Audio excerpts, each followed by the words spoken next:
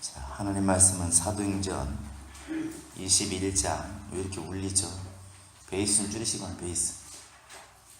사도행전 21장 27절부터 36절까지 보겠습니다.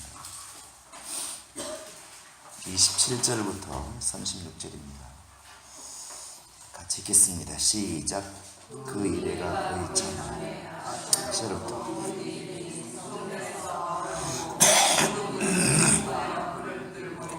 이스라엘 사람들아 도우라. 이 사람은 각처에서 우리 백성과 율법과 이곳을 비방하여 모든 사람을 가르치는 그자인데 또 헬라인을 데리고 성전에 들어가서 이 거룩한 곳을 더럽혔다 하니 이는 그들이 전에 에베소 사람 드로비모가 바울과 함께 시내에 있음을 보고 바울이 그를 성전에 데리고 들어간 줄로 생각함이러라.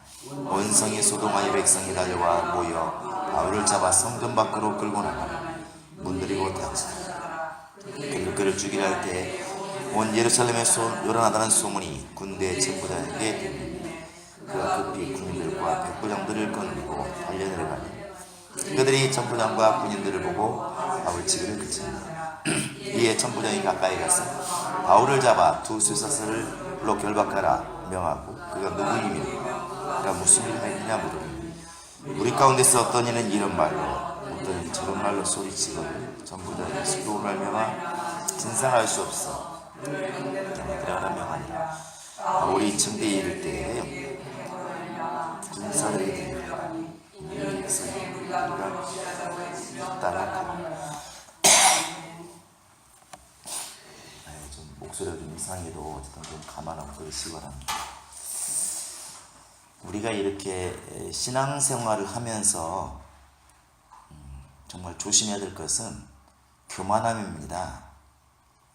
하나님이 교만한 자를 대적하시고 교만은 패망의 선봉이다 이렇게 우리에게 누누이 일러주고 있죠.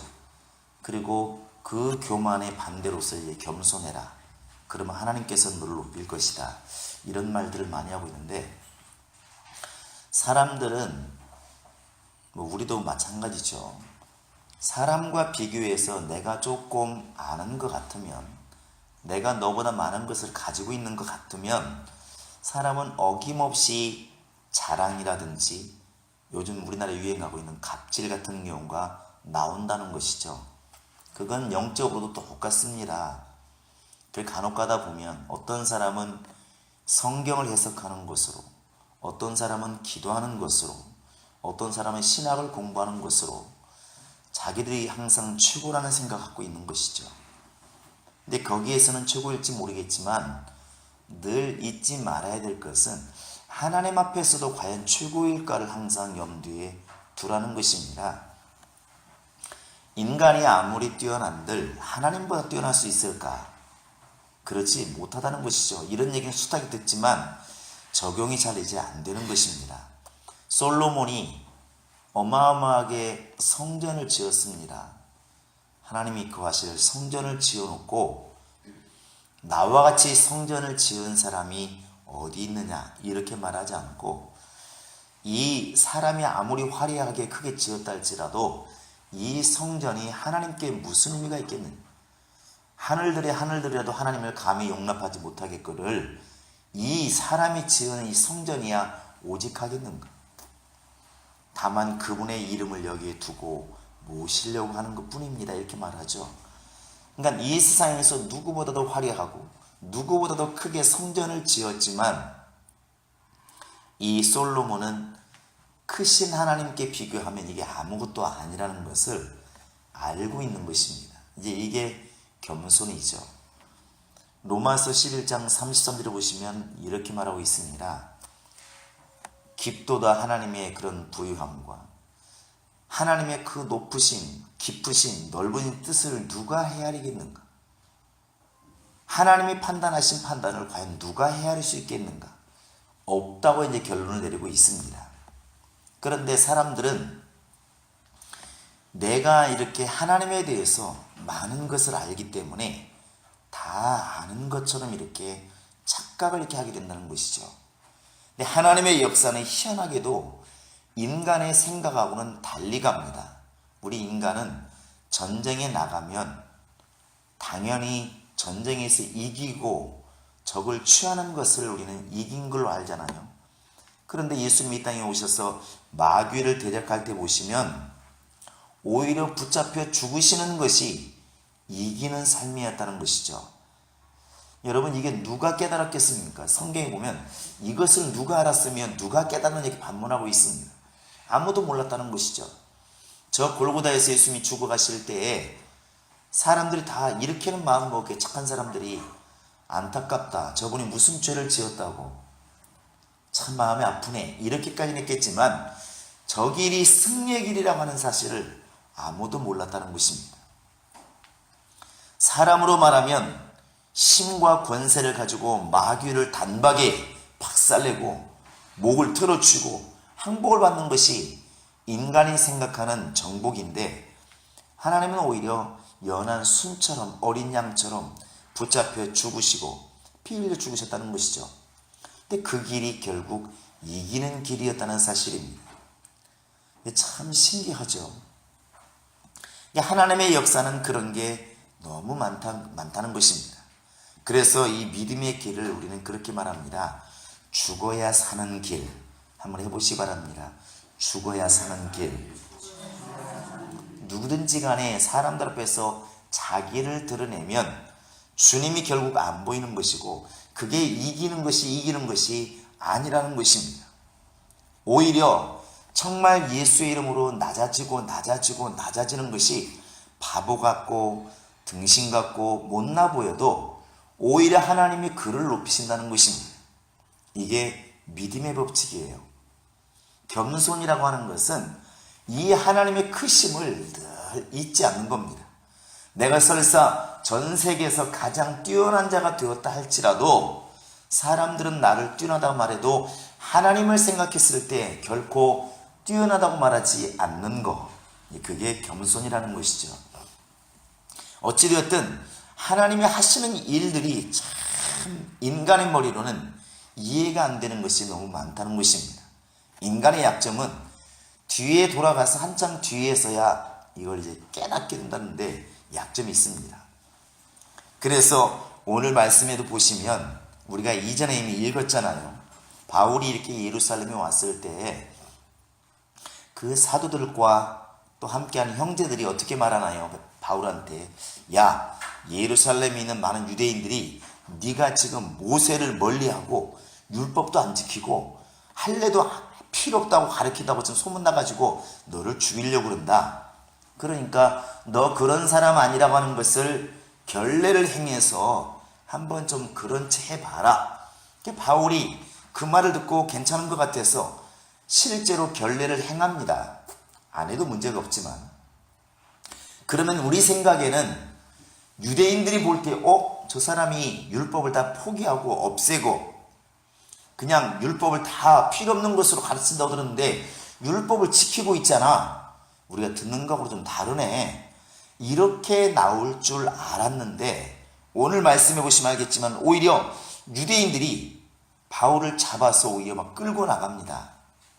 그러니까 결국 이럴 것 같았으면 뭐하러 그렇게 유대인답게 율법을 준행하는 사람답게 행동했을까? 그러니까 어떻게 보면 사도들의 말을 좋게 여겨서 유대인처럼 행동을 했는데, 율법을 잘 지키는 사람처럼 행동을 했는데 그럼에도 불구하고 결과는 결국 안 좋았다는 것입니다. 아마 우리 같으면 이렇게 말하겠죠. 에이, 괜히 안 하려고 그러는데 이게 뭐냐고 창피하기만 한 것이죠. 차라리 나는 예수 믿기 때문에 주 안에서 자유합니다, 당당히 나갔으면 떳떳하긴 하는데 갑자기 율법을 지키는 사람처럼 행동한 것이 또 얼마나 웃기냐고. 그런데 결국에 이 바울이 사람들에게서 붙들려 나가게 되죠. 그리고 이제 결국 갇히게 되고 이제 어려움을 많이 당하게 되는데, 이 바울이 이렇게 갇히는 것이 언뜻 보면 참 헛수고였다. 유대인들에게 율법을 지키는 것처럼 할례를 받게 하는 것처럼 지키는 것처럼 이렇게 보였던 것이 헛것이었다 할 수 있지만, 하나님의 역사가 얼마나 참 오묘한지 이렇게 바울을 예루살렘에서 붙들어서 사람들이 죽이려고 데리고 나가는데 그것이 로마로 가게 되는 하나의 도화선이 되게 됩니다. 그러니까 바울이 나는 로마도 보아야 하리라 말씀하시고 하나님도 네가 로마에서도 이 복음을 전해야 하리라 말씀하시는데 그 시작이 뭐냐면 예루살렘에서 죄인으로 붙잡히는 거예요. 이 바울은 로마에 갈 때에 자유자의 신분으로 간 게 아니지 않습니까? 죄인의 모습으로 가이사에게 재판받으러 가게 됩니다. 하나님의 역사였죠. 이렇게 어찌 보면 우리 인간이 볼 때는 그런 걸 피해 보려고 유대인들에게 핍박을 당하고 어려움을 당하는 걸 좀 피해 보려고 율법을 지키는 것처럼 행동을 했는데 불구하고 오히려 더 난리를 치고 가두게 되고 끌고 나가게 되고 이런 일이 발생했을 때 참 인간으로서는 받아들이기가 힘들지만 여러분과 지금 나는 기도하고 행하는 일에 있어서는 분명히 주님의 뜻이 있다고 믿으시기를 바랍니다. 이것이 지금 갇히고 어렵고 내가 이렇게 열심히 복음을 전하고 와서 예루살렘에 와서 조금 쉬려고 하는데 이렇게까지 또 핍박을 하고 나를 힘들게 하는가 이렇게 생각할 것이 아니라는 것이죠. 성령 안에서 믿음의 사람들은 그 길이 형통한 길이든 그 길이 어려운 길이든 분명히 주님의 인도하심이 있습니다. 우리가 이것을 알면 사실은 조금 환경이 어려워진다고 슬퍼하지 않고 환경이 좀 형통하다고 너무나도 기고하고 기고만장하지 않는다는 것입니다. 하나님은 분명히 내가 알지 못하는 크고 비밀한 것들을 갖고 계시는 분이십니다. 가끔가다 이렇게 보면 유치원생들, 어린아이들이 이렇게 와가지고 어른들한테 묻잖아요. 이 차는 어떻게 가는 거야? 이렇게 묻잖아요. 이 컴퓨터는 어떻게 이렇게 나오는 거야? 텔레비 보고 그렇지 않아요? 사람이 있나? 하지 않습니까? 근데 이 부모 입장이나 어른 입장에서는 이거 설명을 할 수가 없는 거예요. 이 자동차는 내연기관이라는 게 있어서 흡기, 압축, 폭발, 배기 이렇게 하고 사행정이 이루어지고 크랭크를 통해서 바퀴를 돌리고 이렇게 설명해봤자 못 알아들으니까 뭐라고 설명합니까? 그냥 네가 가라고 웽 하면 차는 가. 한번 해봐. 웽. 그냥 가잖아요. 그 이상 설명이 안 되는 것이죠. 하나님께서 이스라엘 백성을 이렇게 이끌어내실 때 저 원래 있던 두로와 시돈길을 버리고 그러니까 빨리 가는데 지름길인데 먼 길을 돌아가게 만드셨잖아요. 왜 그랬을까? 그리 가면 블레셋 군대가 있어서 보나마나 이 백성들이 마음을 돌이키고 애굽으로 돌아갈 것 같으니까 길이 좀 험악하더라도 좀 돌아가게 만든 겁니다. 근데 이스라엘 사람들은 또 막 원망이 많은 거죠. 저쪽 길로 가면은 빨리 갈 수 있는데 좋은 길이 있는데 와 우리 모세는 이 길로 인도해가지고 뒤지게 고생길로 작정했다고 막 말 들어보면 사람 말이 틀린 건 아니잖아요. 모세는 얼마나 답답했을까 한번 생각해 보시기 바랍니다. 그래서 성경에 보면은 길로 인하여 이스라엘 백성들이 불평하니라 그랬습니다. 그 불평하는 사람들이 하나님의 깊은 마음을 헤아리긴 했을까? 하나님 마음을 헤아리긴 했을까? 사실은 우리가 지금도 그러지 않나 생각을 합니다. 하나님께서는 나를 갖다가 천국 자녀 삼으시고 그 나라에 살 수 있도록 나를 다듬고 계시는데 우리는 그 자체가 싫은 것이죠. 그냥 오냐오냐 해주기를 바라고 그냥 무조건 잘해주기를 바라고 그냥 사랑해주기만을 바라는 것이 우리 인간의 마음이라는 것입니다. 그런데 이미 히브리서 12장에 나와 있는 것처럼 어찌 징계하지 않는 아버지가 어디 있으리요? 어떤 아버지가 아들에게 꾸중하지 않고 매를 들지 않는 아버지가 어디 있겠느냐? 그와 같이 하나님께서도 우리 길을 이렇게 이끌어 가시는데 때로는 내 머리가 따라주지 않으니까 이해를 못하니까 다 설명하지 않지만 주님께서는 계획하신 일이 분명히 있다는 것입니다. 교회 안에서 이런 간증들을 참 많이 들었습니다. 이렇게 사업이 어려워지고 너무너무 힘들어지니까 이제 기도를 하기는 하는데 원망 반, 투정 반 기도를 하는 것이죠. 내가 무슨 잘못이 하나님 있다고 이렇게 만드십니까? 이렇게 하는데 나중에 훗날 이렇게 몇 년 지나서 사업이 회복되었을 때 다시 한번 자기를 이렇게 돌아보니까 그때 사업이 계속 나갔더라면 아마도 지금 교회 안에 앉아 있을지도 모르겠다. 너무나 기고만장했고 나 같은 사람이 사업 안 하면 누가 하랴. 나는 참 사업에 재주가 있는 사람이다. 이런 생각으로 꽉 차 있었는데 한번 완전히 망하고 나니까 사람의 힘, 사람의 지혜, 사람의 능력으로는 안 되는구나 하는 것을 새삼스럽게 깨닫게 됐다는 것이죠. 그리고 한 달 기도하고 1년 기도하고 3년 기도하면서 이제 그동안에 기고만장했던 교만이라 말하는 이 쓴물이 다 이제 빠져나갔다는 것이죠. 이 결국 찬송도 그런 찬송 한다잖아요. 손 들고 옵니다. 찬양이 뭔가요? 천부의 여지없어 손 들고 옵니다. 죽이시든지 살리시든지 마음대로 하시옵소서. 이렇게 되니까 그 전에 자기가 얼마나 교만했는지, 얼마나 정말 잘난 체했는지 그게 딱 보이더라는 것이죠. 그러니까 어찌 보면 눈에 보이는 사업은 어려워졌지만 하나님이 자기로 하여금 제대로 자기 영혼을 보게 만드는 하나의 그것이 깨달음이었다. 이런 간증들을 참 이렇게 많이 보게 됩니다. 여러분과 지금 내가 이렇게 우리가 신앙생활 하지만 이방인들이 여러분 핍박할 거라고 생각하지 마시기 바랍니다. 자, 옆 사람에게 왼수는 집안 식구입니다. 시작. 안 그러 같은가요? 예수님을 누가 죽였나요? 알렉산더가 와서 죽였나요? 이순신이 죽였나요? 아닙니다. 하나님을 가장 잘 섬긴다고 하는 제사장들, 바리새인들이 예수를 죽인 겁니다. 잘 보시면 오늘 말씀도 마찬가지예요. 자, 한번 28절을 보시기 바랍니다. 시작. 외치되 이스라엘 사람들아 도우라. 이 사람은 각처에서 우리 백성과 율법과 이곳을 비방하여 모든 사람을 가르치는 그자인데 또 헬라인을 데리고 성전에 들어가서 이 거룩한 곳을 더럽혔다 하니, 유대인들이 지금 바울에 대해서 말하는 것입니다. 자, 그리고 이제 드로비모라는 사람이 나와 있습니다. 에베소에 이 사람은 헬라인인데 이 드로비모를 바울이 데리고 유대인만 들어가야 되는 성전을 들어갔다고 해서 생각하는 것입니다.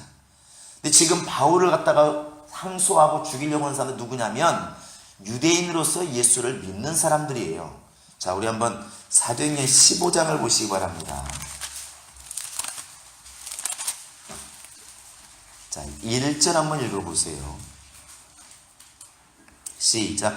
어떤 사람들이 유대로부터 내려와서 형제들을 가르치되 너희가 모세의 법대로 할례를 받지 아니하면 능히 구원을 받지 못하리라.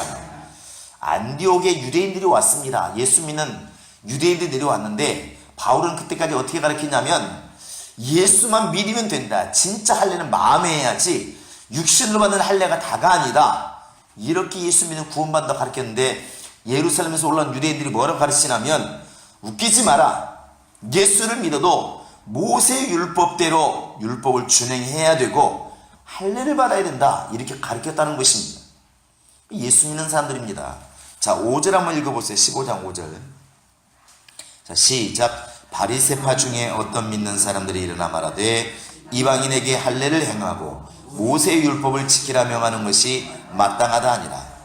그러니까 바리새파 사람들이 예수를 믿기는 믿는데 이게 완전히 거듭나서 믿어야 되는데 옛날 습관을 가지고 있으면서 예수를 믿는 겁니다.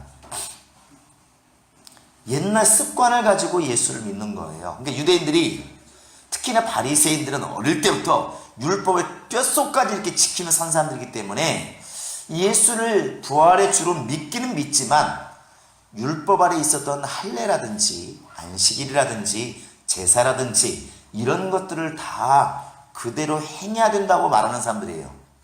이 사람들이 볼 때 바울을 보면 도대체 이해가 안 되는 것입니다. 저 사람은 너무나 엉망이다.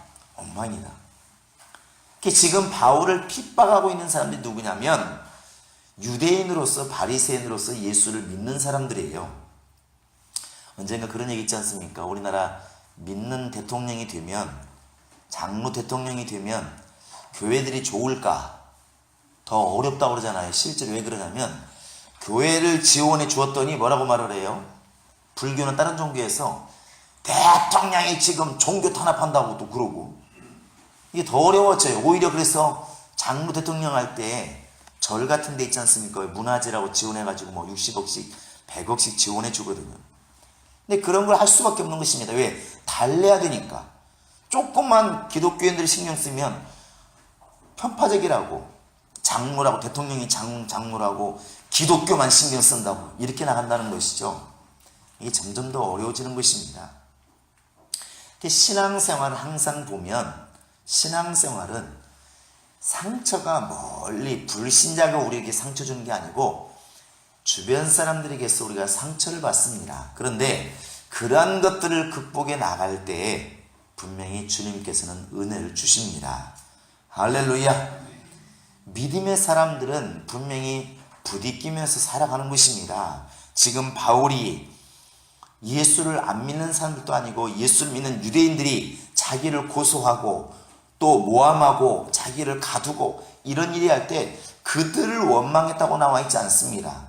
나중에 훗날 뒤에 보시면 알겠지만 오히려 그렇게 감옥에 갇히는 그런 걸 통해서 하나님의 역사가 이렇게 이루어지고 있더라는 것이죠. 차비도 안 내고 배삭도 안 내고 로마까지 가게 되는 일이 벌어지게 되는 것입니다. 여러분과 지금 나는 과연 우리는 얼마나 하나님의 크심을 이렇게 생각하고 있습니까? 내가 이렇게 했기 때문에 이러이런 결과가 와야 된다. 내가 유대인들처럼 할례를 행하고 결례를 행하기 때문에 유대인들이 나를 인정해 줄 것이라고 생각했던 그 생각대로 이루어지지 않을 때 사람들은 얼마나 실망을 하는가. 그러나 그 이루어지지 않은 것이 실패가 아니고 나중에 보니까 바울을 로마로 가게 만들려고 하는 하나님의 깊은 뜻이 그 속에 있더라는 사실입니다. 그래서 하나님의 뜻은 오묘하고 깊고 넓다고 이렇게 말하고 있는 것입니다. 그래서 기독교인과 일반인들이 다른 게 뭐냐면, 기독교인들은 좀 이렇게 뭔가 힘들고 어려운 일이 있으면 멀리 있어서 자기를 보잖아요. 성찬한다고 그럽니다. 도대체 이게 어디서부터 어그러진 것인가? 내가 지금 하나님 말씀을 어긴 것인가? 아니면 지금 하나님이 나를 연단시키기 위해서 훈련하는 중이신가? 이런 것들을 계속 이렇게 자기를 돌아본다는 것입니다. 근데 그런 뒤에는 분명히 하나님의 놀라운 뜻이 있습니다. 하나님의 놀라운 뜻이 그 속에 담겨 있다는 것이죠. 여러분, 이 지금 바울이 사도들의 말을 듣고 이렇게 유대인들에게 핍박을 좀 피해보고자 유대인들처럼 결례를 행하고 했지만 그것이 다 수포로 돌아가고 결국에는 붙잡혀서 묶여서 이렇게 끌려나가는 신세가 되었을 때 우리라고 지금 그런 일이 없겠습니까? 그러나 이것을 실패로 보는 사람과 쓸모없다, 다 필요 없다고 보는 사람과 이것도 분명히 하나님께서 뭔가 하실 일이 있을 것이라고 보는 사람하고는 분명한 차이가 있게 된다는 것입니다. 우리 교인들은 늘 힘들고 어려울 때, 때론 내 맘대로 안 될 때에도 주님의 깊으신 그런 뜻을 좀 이해할 줄 아는, 그 뜻을 좀 생각할 줄 아는 그런 지혜가 있기를 주의 이름으로 부탁을 드립니다. 할렐루야. 자, 내 영혼아 하나님께 무릎 꿇자. 시작. 내 영혼아 하나님께 무릎 꿇자. 내 영혼아 하나님께 무릎 꿇자. 내 영혼아 하나님께 무릎 꿇자. 이 시간보다 같이 기도하시겠습니다.